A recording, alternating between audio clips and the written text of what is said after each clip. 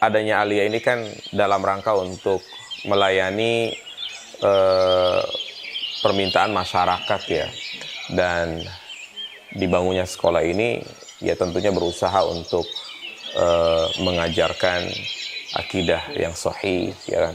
Ya kalau di sini itu mencetak mereka yang menguasai ilmu umum ya, IT, ada yang ke dokter, ada yang jadi bidan, ada yang jadi pengusaha, tapi mereka memiliki manhaj salaf.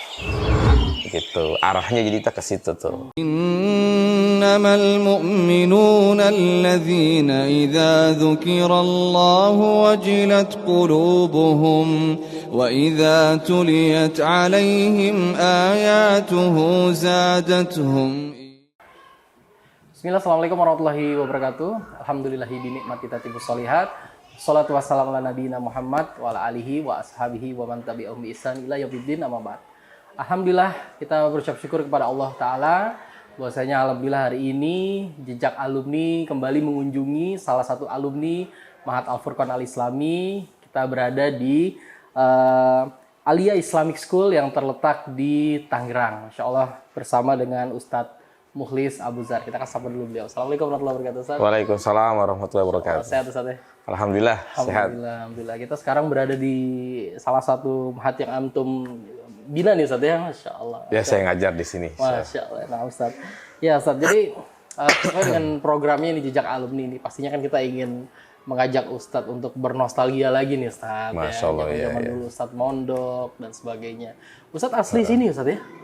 Iya, saya asli Tangerang, kelahiran daerah Cipondo Indah. Orang Tangerang pasti tahulah Cipondo Indah, Tangerang Kota. Masya Allah. Iya. Nah, dulu awal mula tahu Al-Furqan itu dari mana dulu, Ustaz? Dulu subhanallah ya. Jadi emang saya sebelumnya itu mondok di pesantren NU. Ya. Tepatnya di daerah Sadeng, Luliang. Yang saat itu saya masih usia SMP. Nah, kebetulan kakak saya ini yang lebih dahulu mengenal manhaj salaf ya. Dengan majalah Al-Furqan yang selalu dibawa pulang. Ya, dan saya baca-baca ya, ternyata selalu ada iklan ma'had begitu kan. Nah, makanya kakak saya minta, udah antum pindah deh dari sekolah awal ya, mondok ke sana. Ya saya kira juga awalnya di Al-Furqan itu ada SMP-nya, ada SMA-nya gitu kan. Pas sampai sana ya ternyata hanya mondok saja gitu kan. Sempat ada rasa kecewa karena emang saat itu saya betul-betul belum mengenal manhaj salaf ya. Iya, artinya masih isbal, masih nggak tahu hukum foto haram segala macam gitu kan. Sampai sana sempat kaget dan saya berpikir kalau saya mondok nanti nggak dapat ijazah, nggak dapat ijazah mau lanjut kuliah di mana, segala macam tuh pikiran kacau gitu kan. Tapi alhamdulillah kakak saya selalu memberikan motivasi, orang tua juga. Udah bismillah, insya Allah akan memberikan jalan keluar ke depannya gitu kan. Nah awalnya terpaksa, tapi lama-kelamaan jadi cinta kepada Al-Furqan gitu. Nah dulu awal-awal kan sempat mungkin Ustadz kaget ya pertama kali. Mungkin beda nih Ustadz ya. Dulu suasana Ustadz mondok atau suasana Ustadz di Tangerang sini terus ke Al-Furqan.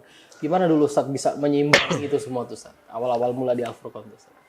Iya, memang betul-betul sangat beda drastis ya dari sisi belajar ya kan.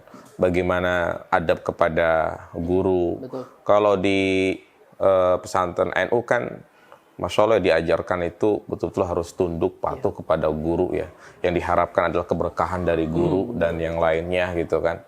Sehingga ya pas di pondok pesantren saya sempat kaget gitu kan, kok seperti ini. Tapi subhanallah di situ saya terbuka. Artinya belajar itu jelas gitu kan. Kalau kita kan kalau belajar di pesantren seperti itu ya hanya ngaji istilahnya sorogan gitu kan. Menerjemahkan suatu kitab yang sifatnya matan, nggak tahu dalilnya apa, ya kan. Pas di pondok itu kan saya langsung masuk Idat 3 kalau nggak salah, Idat 3. Nah di situ belajar Al-Waziz gitu kan. Nah di situ saya Masya Allah ini kok bagus gitu loh. Maksudnya menetapkan hukum ada dalilnya, menetapkan hukum ada dalilnya. Ya sehingga di situ saya mulai terbuka gitu kan. Yang selama ini ternyata yang saya dapat itu yang sifatnya taklid gitu kan. Nah, setelah saya masuk Al-Furqan, ternyata beginilah cara beragama yang benar, itu dengan cara ittiba begitu. Berapa lama adaptasinya dulu saat di awal-awal itu?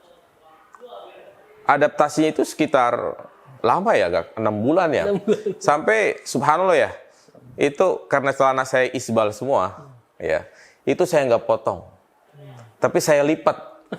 Karena dilipat itu bukan dilipat, tapi saya kelimnya itu agak sampai ke betis gitu kan. Karena masih ada pikiran, nanti kalau udah pulang saya mau buka lagi. Sempat seperti itu. Sempat kayak gitu. Foto-foto pun saya simpen tuh. Kan nggak boleh tuh foto saya simpan. Makanya pas razia gitu ya. Waktu itu razia ya. Saya kedapatan bawa foto banyak. Bawa gambar banyak gitu kan. Ya akhirnya dinasehatin, ya diarahkan sama waktu itu pengurus santrinya siapa saya lupa itu kan. Tahun 2004 itu. Ya lambat laun saya sadar ya kalau ternyata semua itu tidak diperbolehkan begitu, dan saya terbuka itu pas masuk Ali 1 itu ya. Masya Allah di situ hidayah betul-betul nampak bagi saya gitu. Ada kesulitan nggak dulu? Mungkin pelajaran yang paling pertama kali yang harus dikuasai kan tentunya bahasa Arab Ustaz ya. Bahasa Arab, terus hafalan Quran dan sebagainya. Dulu awal-awal gitu gimana Ustaz? Ya kebetulan kan kalau di pondok-pondok Nahdiyin itu memang yang ditekankan adalah bahasa Arab ya, nahu, sorof gitu kan. Jadi kenapa saya pas masuk itu langsung idat 3 gitu kan, enggak idat 1, idat 2. Ya karena saya sudah menguasai nahu, sorofnya di Mahad. Sebelumnya itu saya belajar kitab Jurumiyah, ya kan, ya dan kitab-kitab nahu, sorof lainnya, sehingga tidak begitu kaget untuk pelajaran bahasa Arab. Mungkin yang kaget adalah pelajaran akidah, fikih gitu kan. Yang selama ini akidah saya itu kan belajar ya yang diajarkan sifat 20 gitu kan. Wujud, qidam, baqo itu yang ditekanin, apa makna segala macam gitu kan.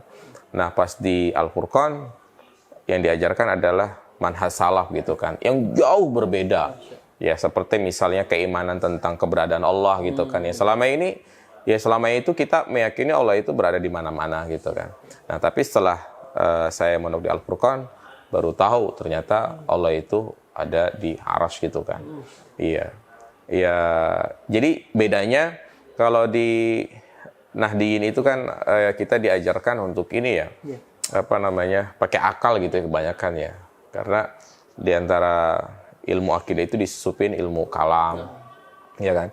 Tapi kalau kita mengenal manhaj salaf itu kita diajarkan betul-betul taslim ya. Al-istislam, berserah diri kepada Allah. Pokoknya apapun yang dihabarkan oleh Allah kita wajib sodakna ya kan, membenarkan.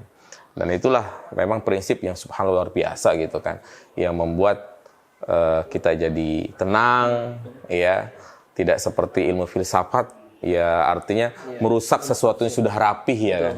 Begitu. Masya Allah. Itu dulu orang tua sempet kaget nggak dengan pilihan Ustadz dan akhirnya kehidupan Ustadz milih pondok situ Ustadz? Iya kaget, iya. Yang disalahkan itu kakak saya gitu kan. Kenapa lu pondokin adik lu ke sana gitu kan? Ya pasti kalau pulang kan ya sangat bertentangan ya. Apalagi keluarga besar saya kan kebanyakan tokoh masyarakat ya, yang selalu merayakan acara-acara seperti itu gitu kan. Ya, saya datang, saya mengatakan itu nggak boleh, itu bid'ah gitu kan. Ya jelas terjadi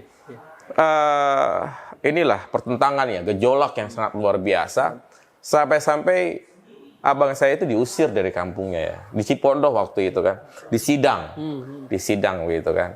Ya lo belajar di mana kok lo jadi orang sesat gitu kan. Ya akhirnya kalau nggak mau ikutin acara kayak begini, udah lo pergi dari sini. Akhirnya abang saya pindah ke sini nih, ke sekolah aliyah gitu kan. Mulailah kita menggarap baru dakwah ya tahun 2003 saat itu kan.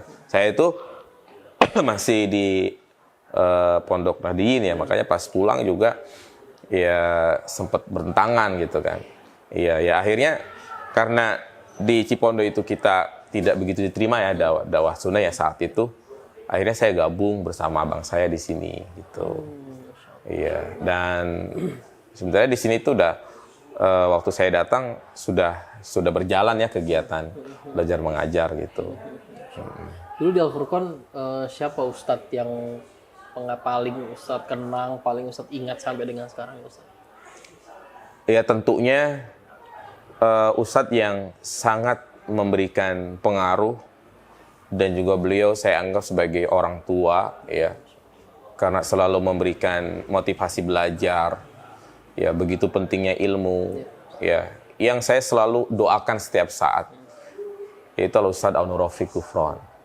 Masya Allah ketika saya masuk ke jenjang Ali itu kan, biasa ada pelajaran bahas gitu kan, dan beliau yang membimbing, Masya Allah, ini bukan seperti ini caranya ya kan, coba diperbaiki ya. Beliau yang selalu motivasi segala macam gitu.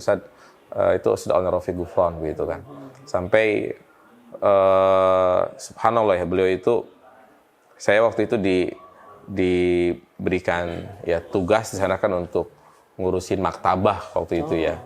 Iya. Terus yang kedua ada Ustadz Ahmad Sabik ya, Ahmad Sabik yang memang saat itu beliau Masya Allah ya sebagai guru favorit ya. Ya karena memang pasti di pondok itu ada guru yang difavoritkan gitu kan. Ya di antaranya Ustadz Ahmad Sabik yang mengajari saya kitab Ushul Fiqh ya kan. Kemudian juga yang saya ingat itu Tauhidul Ahkam, kajian sore gitu ya. Nah itu yang sangat berbekas sampai saat ini. Apa nasihat Ustadz Sabik yang mungkin sampai sekarang Ustadz? Ya nasihat beliau yang saya ingat itu ya belajar untuk selalu ikhlas ya, ikhlas, dan jangan sekali-kali mengharapkan perkara-perkara dunia begitu, karena orang yang ikhlas dunia pun akan ikutin dia gitu kan. Tapi orang yang tidak ikhlas mencari dunia dalam belajar ya, dalam beramal, maka dia akan mendapatkan apa yang dia niatkan. Itu yang selalu saya ingat ya, nasihat-nasihat beliau gitu. Kalau untuk dukanya apa Ustaz? Pernah ngalami apa di sana Ustaz? Mungkin pernah ngambil air di telaga atau gimana Ustaz? Di sana Ustaz? Ya, banyak ya, Masya Allah ya. Tapi ya saya anggap lebih banyak sukanya lah, karena yang duka itu karena sudah menjadi suatu kebiasaan, jadi kita nikmatin gitu kan. Ya saya juga pernah itu melakukan suatu pelanggaran ya.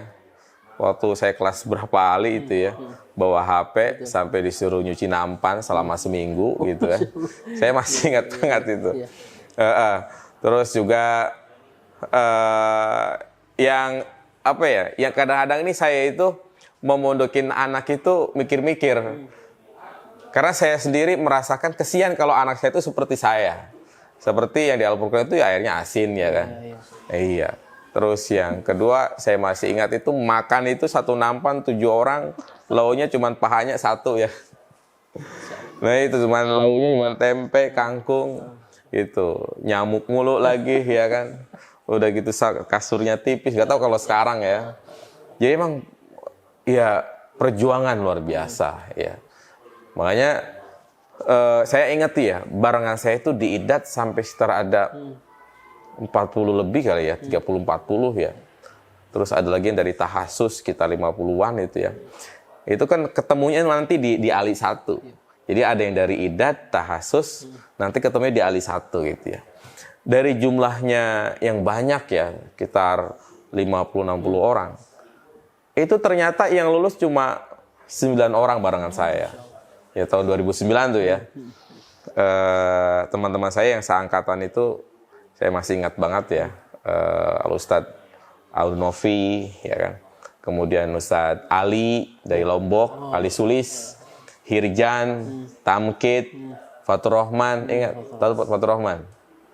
Fatur Rahman di Kediri, Fatur Rahman, Syawaludin, Abdurrahman Sumba, ya beliau sekarang dakwah di Kalimantan ya. Iya, ya itu teman-teman saya yang lulus cuma segitu deh. Iya. Masya Allah. Melihat kelulusan yang sedikit itu dulu sebelum di akhir-akhir mondok itu ada nggak keraguan-raguan Ustadz untuk saya lulus apa enggak sih dulu gitu loh Ustadz, dengan yang Ustadz lihat saat itu dulu itu Ustadz. Alhamdulillah sih tidak ya, karena emang yang saya lihat tuh teman-teman kenapa tidak sampai lulus ya. Yang pertama ada yang memang biasa ya, nggak betah gitu kan. Yang kedua kasus. Bahkan waktu di zaman saya itu ada kesempatan untuk mengikuti paket C, sehingga saya itu di Ponorogo gitu ya. Saat itu ketua santrinya Ustadz Abu Ammar. Karena saat itu yang namanya paket C itu kan tidak jelas, mengandung goror, ya kan. Akhirnya Ustadz Abdul Azim itu bilang, pokoknya siapa saja yang nekat ngikut paket C akan dikeluarkan. Saat itu saya termasuk orang yang daftar ikut paket C. Cuman qadarullah ya, karena usia saya belum memenuhi gitu kan. Nah, di antara saya ingat banget itu ada Ustadz Badri yang beliau di Pandeglang. Pokoknya ada banyak ya, belasan orang ya. Tetap mereka ikut paket C, akhirnya dikeluarkan. Iya, ada Ustadz Hanafi yang di Bangka. Mereka keluar, Masya Allah ya, mereka membangun dakwah baru ya, daerah Bangka, Batam, sampai sekarang itu banyak teman-teman di sana itu. Ustadz Syarif Abdullah, Ustadz Hanafi, ya. Itu mereka yang waktu itu keluar gitu ya, karena kasus paket C itu. Saya masih ingat banget. Terus yang kedua juga, barengan saya banyak yang keluar, kenapa yang lulus cuma 9 orang itu ya. Itu waktu 2006 ya, tsunami Aseton loh. 2006 itu ya. Nah itu teman-teman ditawarkan untuk menjadi sukarelawan ke Aceh gitu ya. Dan ternyata ke sana itu bukan sehari 2 hari, tapi berbulan-bulan. Nah, sehingga ya dari pondok memutuskan, ya udah silahkan yang mau ke sana berarti berhenti. Gitu kan. Saya ingat banget itu ada teman saya juga namanya Ustadz Mukmin ya, kenal Mukmin? Kenal ya. Iya. Jadi ya di situ banyak yang berguguran. Begitu. Nah, sehingga ya saya sih optimis ya, karena saya juga waktu itu ya belum menikah ya, tidak ada pikiran apa-apa, yang penting saya harus selesai gitu ya. Alhamdulillah selesai tahun 2009 dan memang sebelumnya saya juga aktif di Buletin. Mungkin antum tahu ya Buletin Al-Furqan. Itu penggagasnya ya saya, Ustadz Solahuddin, sama Ustadz Novi, itu kita penulis awal-awal tuh. Kalau nggak salah dari tahun 2007 atau 2006 itu kan kita menulis buletin. Nggak tahu sekarang masih ada nggak buletinnya itu? Udah nggak ada Ustadz. Udah nggak ada ya. Itu saya tuh yang banyak nulis tuh sama Ustadz Solahuddin tuh. Kayaknya masih ada tulisan Ustadz itu yang kita simpan itu tulisan-tulisan majalah itu tetap masih kita simpan Ustadz. Insya Allah kita akan upload di internet, di website Insya Allah gitu Ustadz. Iya itu Masya Allah tuh sampai ya saya tinggal di kantor itu kan. Nah terus juga diminta untuk jadi penulis Mawadah. Ya, sebab waktu itu nulis rubrik itu doa dan juga sejarah Islam.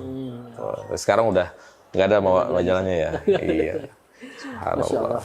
Nah Ustadz, berarti dari 2009 Ustadz sempat ke Saudi juga Ustadz ya? Dan sekarang ini Alhamdulillah Ustadz ngajar juga di Alia Boarding School. Ceritain dikit Ustadz, Alia Boarding School itu apa sih sebenarnya Ustadz? Iya. Jadi adanya Alia ini kan dalam rangka untuk melayani permintaan masyarakat ya. Dan dibangunnya sekolah ini ya tentunya berusaha untuk mengajarkan akidah yang sahih ya kan, cara beragama yang benar gitu ya. Nah karena kita berada di kota ya, Tangerang itu kota ya, sehingga kita belum bisa untuk istilahnya bangun pondok. Nah makanya kita berdakwah itu dari arah sekolah yang mengacu kepada Diknas ya. Makanya di Alia ini banyak program-program sebenarnya. Ada SD pulang pergi, SMP pulang pergi, SMA pulang pergi. Nah, yang jauh-jauh, yang jaraknya jauh ya, yang tinggal di Pasar Kemis, yang tinggal di Rajak, yang tinggal di Pamulang, yang tinggal di Jakarta, Bekasi, maka di situ kita siapkan mahat. Jadi istilahnya kalau di kota itu namanya boarding ya. Jadi mereka masuk ke boarding. Itu tiga program ya. Terus ada lagi yang pengen khusus menghafal Quran. Kita juga ada di sini. Ada tahfidz ikhwan dan juga ada tahfidz putri. Nama lembaganya adalah Qonitat gitu. Berarti berapa sekarang total santri Ustaz di sini, Ustaz? Kurang lebih, Ustaz. Total santri sekitar semuanya ya, dari SD, SMP, SMA, ya semuanya boarding, tahfidz putra, tahfidz putri, itu sekitar ada 1.300. 1.300. Dengan pengajarnya berapa, Ustaz? Pengajarnya 120. 20. Itu semuanya pegawai semua 120. 120. Itu. Kalau harapan Ustadz dengan adanya Alia Islamic School ini apa, Ustadz? Goalnya, Ustadz, ke depan, Ustadz? Iya, iya, karena kan ya namanya dakwah, ya dakwah itu kan dari arah mana saja, yang penting tujuannya adalah dakwah, karena dakwah adalah ibadah yang sangat utama, ya, yang Allah memuji dalam Al-Quran. Wa man ahsanu qawlan mimman da'a ilallah wa amila sholiha. Ya, di antara orang yang paling bagus ucapannya adalah orang yang menggunakan ucapannya itu untuk berdakwah, mengajak manusia ke jalan Allah dan melakukan amal soleh. Ya, artinya kita di sini tuh bisa berdakwah, terutama mengajarkan dakwah salaf ya, dakwah sunnah. Ya, dari arah pelajaran-pelajaran agamanya gitu kan. Nah, makanya walaupun kita induknya ke Diknas ya, tapi tetap pelajaran agamanya itu kita yang ngatur ya. Makanya guru-guru yang ngajar di sini alhamdulillah ya, dari bidang agamanya itu ada yang lulusan Al-Furqan di sini ya sekitar ada 3 orang ya, ada yang dari lulusan Ukhuwah Sukoharjo, dari Lipia ya, ya pokoknya dari mahat-mahat sunnah yang ada di Indonesia gitu. Jadi kita dari arah situ tuh membentuk karakter ya, mengajarkan akhlak yang mulia, tapi tidak seperti Al-Furqan ya. Kalau Al-Furqan kan Masya Allah ya mencetak dai ya tentunya gitu kan. Kalau kita di sini belum lah ya, hanya membentuk karakter mereka agar mereka betul-betul memahami akidah yang sahih ya, mengetahui cara beribadah yang benar, kemudian memiliki akhlak yang baik seperti itu. Masya Allah, Ustaz. Ustaz, apa namanya, kalau dibilang tuh sekarang ini kan memang boarding school cukup banyak, Ustaz ya. Cukup banyak, terutama yang ada di Jawa Barat ini. Kalau kita bilang apa sih yang paling menonjol di sini, Ustaz, yang menjadi apa, yang paling membedakan dari boarding school yang lain, Ustaz? Iya, di sini itu Masya Allah ya, kalau saya lihat yang paling menonjol ya, kita tetap menyeimbangi antara pelajaran umum dengan pelajaran agama. Iya. Makanya kebanyakan lulusan dari Alia SMA lulus itu ya. Itu mereka melanjutkan ke perguruan tinggi negeri. Makanya alhamdulillah beberapa tahun belakangan ya, itu banyak murid-murid kita ada yang diterima di UI, di UNJ, ya pokoknya kuliah-kuliah negeri lah kayak IPB, UGM, ya kan. Itu setiap tahun sekitar ada sampai 15 sampai 20 siswa ya. Itu pun kembali kepada anak-anaknya. Nah, jadi kalau di Al-Furqan kan mencetak ustadz gitu ya. Ya kalau di sini itu mencetak mereka yang menguasai ilmu umum ya, IT, ada yang ke dokter, ada yang jadi bidan, ada yang jadi pengusaha, tapi mereka memiliki manhaj salaf. Gitu. Arahnya jadi kita ke situ tuh. Karena memang banyak kekhawatiran tuh mungkin para wali santri, kalau aku saya nyekolahin anak ya Ustaz ya. Itu kira-kira anak saya tuh bakal jadi apa sih? Bisa nggak sih kuliah jadi dokter kan gitu kadang-kadang Ustaz. Iya, iya. Tapi di sini insya Allah memfasilitasi hal itu. Memfasilitasi, Ya. Sehingga yang tadi Ustaz sampaikan tuh banyak yang memang lulusan sini juga perguruan tinggi juga banyak ya Ustaz ya. Banyak, ya. Masya Allah, Masya Allah. Jadi memang bisa untuk hal itu ya Ustaz ya di sini ya Ustaz. Iya, iya. Nah, Ustaz. Kita balik lagi ke Al-Furqan Ustaz. Terakhir kapan Ustaz ke Al-Furqan Ustaz? Saya terakhir seingat saya itu tahun 2015 ya dengan teman-teman di sini sekitar ada 7 orang dalam rangka studi banding ya. Karena waktu itu kita ingin mencari ya tentang bagaimana penanaman akidah yang tepat untuk anak-anak gitu kan, pelajaran-pelajarannya, kurikulumnya gitu kan. Ya, kita butuh tuh ya. Karena kan kalau di pesantren ya tentunya lebih paham lah masalah akidah mana yang lebih dahulu dipelajari gitu kan. Iya, kita studi banding tahun 2015 terakhir itu. Ya, jadi belum dibangun waktu itu ya Masjid Jami Sultan ya. Ustaz. Berarti Ustaz belum lihat yang sekarang ini yang secara langsung Ustaz ya. Masya Allah, Masya Allah. Mungkin di terakhir nih Ustaz, Anda mau minta nasihat Ustaz. Tadi Ustaz sampaikan kan zaman Ustaz itu mondok itu makan masih kita bertuju dengan lauknya juga seadanya, apa namanya panas dan sebagainya. Sedangkan santri sekarang ini kan udah banyak fasilitasnya. Oh, Masya Allah ya. Kan, fasilitas Masya Allah lah yang kita katakan. Nah, menurut kita kan tapi kita menilai itu sebagai ujian juga untuk mereka untuk tetap bisa semangat menuntut ilmu. Nah, mungkin nasihat Ustadz kepada santri-santri di zaman now ini gimana nih Ustadz supaya dia tetap untuk semangat menuntut ilmu nih Ustadz? Iya, ya ini mungkin nasihat buat kita semua ya. Masya Allah kan fasilitas yang sangat luar biasa kalau saya lihat itu. Saya juga selalu ngikutin channel Al-Furqan ya. Apalagi ketika penerimaan murid baru dan yang lainnya. Ya pesan saya jangan sampai lalai lah. Ya, dengan nikmat dan juga fasilitas yang sekarang itu lebih baik dari yang dulu gitu kan. Dan jangan sampai merosot ya kualitasnya gitu kan. Kalau kita Masya Allah ya ya ini tentunya semuanya atas kehendak Allah Subhanahu wa Ta'ala ya. Banyak teman-teman walaupun mereka nggak lulus gitu kan, mereka jadi ustadz ya, dakwah di Bangka, di Batam, di Kalimantan, di Sulawesi, bahkan ada yang di Irian Jaya gitu kan ya. Maka kalian tuh harus melihat teman-teman yang sekarang itu ya. Jadi ya harus bisa seperti itu. Ya tentunya harus tekad yang kuat. Jangan sampai kenyamanan yang ada sekarang itu justru membuat kalian kendor untuk belajar begitu. Justru dengan adanya kenyamanan seperti sekarang mungkin makannya nggak kayak dulu gitu kan. Kalau dulu kan paha ayam 1 untuk 7 orang. Sekarang paha ayam 1 untuk 1 orang ya kan. Iya. Ya tentunya itu jadikan untuk semangat belajar gitu kan. Dia semuanya sudah terpenuhi. Kalau dulu kan kita sampai ngambil air di piket ya kan. Terus juga masak di piket, terutama mereka yang nggak mampu bayaran ya kan. Ya semuanya di piket. Ya subhanallah, artinya ya kita tetap semangat belajar walaupun banyak kekurangan saat itu ya.